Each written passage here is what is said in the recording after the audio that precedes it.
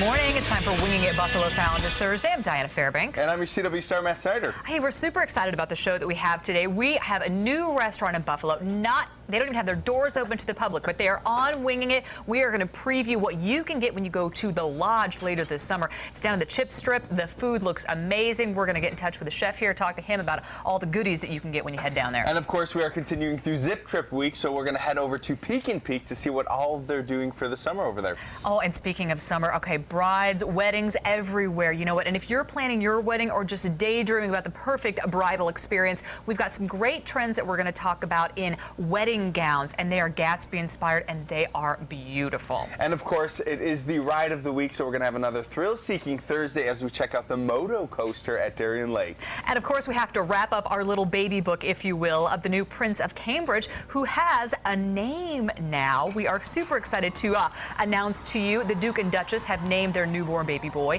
George.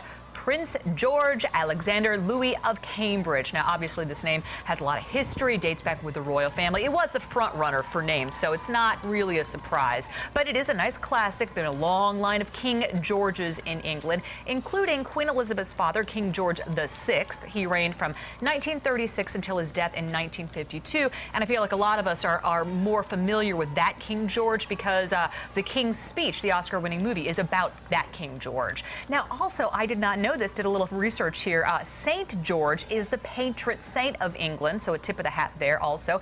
A legend for slaying a dragon in the 3rd century. Did you know that? No, I didn't know, but you do now. Yesterday I was on Facebook and one of my friends made a status of like, I hope they decorate the baby's room with dragons, and I was like, wait, what? That's why. I thought Game of Thrones, but I was like, that's not right at all. It can't be. We're a little obsessed with Game of Thrones. And of course, I do believe that it was King George who was king when we broke away from the American colonies. England, oh yeah, so very dramatic there.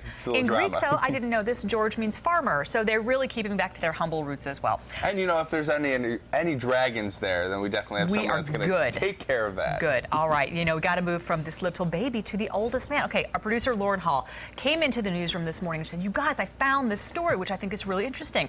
And I had to wrap my head around it for a second. But get this: so the oldest man in the world lives here in Grand Island. Did you know this? This is news to me. News to me also. I thought, you know, sure there was an old person here, but the oldest man in the world lives in our area, 112 years old. Salustiano Sanchez Blázquez. He is the world's oldest man now. That man in Japan died back in June. He was 116. Now, according to the Associated Press, Sanchez Blázquez is a self-taught musician, coal miner, gin rummy aficionado.